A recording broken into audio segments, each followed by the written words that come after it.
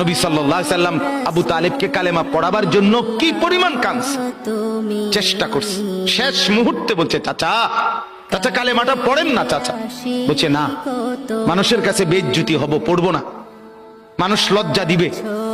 আল্লাহ নবী সাল্লাল্লাহু আলাইহি সাল্লাম বলছে, কানে কানে বলেন, আমি কাউকে শোনাবো না, আমি শুধু হাসরের মাঠে বলবো, মৃত্যু পর্যন্ত চাচা ওয়াদা দিলাম জগৎবাসীকে শোনাবো না আপনি ঈমান আনছিলেন। কানে কানে কোন। আবু তালেব বলছে, না, কানে কানেও বলবো। এবার নবী বলে, চোখের পানি ফেলতে ফেলতে, চাচা এমনও কইতেন না তো, ঠিক আছে চাচা, আমি কালেমাটা পড়ি, আপনি শুধু ঠোঁটটা নাড়েন,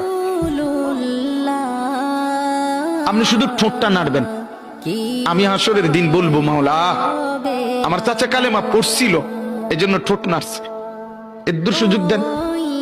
চাচা বলছে, না।